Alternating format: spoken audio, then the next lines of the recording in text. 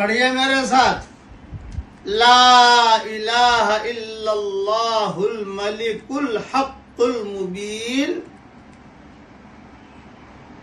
محمد الرسول اللہ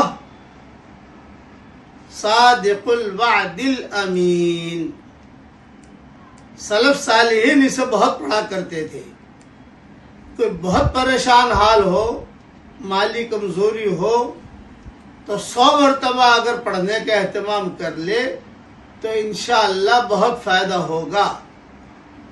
اور اکثر کتابوں میں لکھا ہے کہ جس نے بھی عمل کیا کبھی بھی نامراد نہیں ہوا، اس لیے اس کا بھی پڑھنے کا اہتمام کیجیے۔ 100 مرتبہ نہ پڑھ سکو تو کم سے کم صبح شام 3 مرتبہ پڑھ لو، اللہ کی تعریف ہے اس کے اندر۔ لیکن یہ نسخہ کسی حدیث میں مجھے نہیں ملا ہے، یہ سلف صالحین کے مجربات میں سے ہے۔ بہت ہیں، کوئی آدمی دنیا میں ایسا نہیں ہوگا جس پر کوئی ٹینشن نہ ہو۔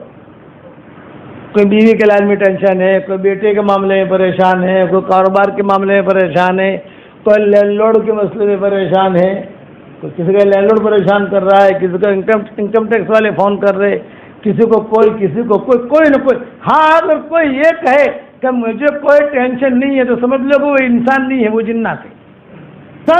اب لوگ پریشان ہیں تو اس کا علاج کیا، میں اس کا علاج بتا رہا ہوں آپ کو۔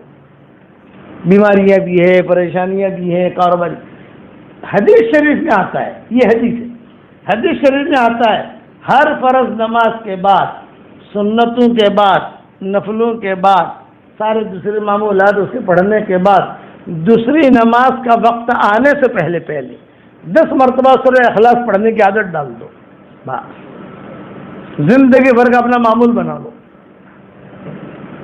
کہ ہر فرض نماز کے بعد، سنتوں کے بعد، دوسری نماز کے وقت آنے سے پہلے، فجر بعد فوراً نہیں پڑھ سکتے تو عرض کے بعد نہیں، لیکن ظہر سے پہلے تو پورا کر سکتے ہو نا، آدمی اتنا تو پڑھ سکتا ہے۔ 10 مرتبہ سورہ اخلاص پڑھنے کی عادت ڈالو تو صحیح حدیثوں میں آتا ہے حشر کے میدان میں اسے کہہ دیا جائے گا یہ جنت کے 8 دروازے ہیں، جون سے دروازے چاہے داخل ہو جا، اور جنت میں جو ہے بہت لڑکیاں ہیں، جون سے لڑکی سے چاہے شادی کر لے، منگنی کرنے کی ضرورت نہیں ہے، جا جو لڑکی پسند آ جائے خالی ہاتھ پکڑ لے، وہ تیری ہوگی۔ زیادہ ہو سکے درود شریف پڑھنے کا اہتمام کرو،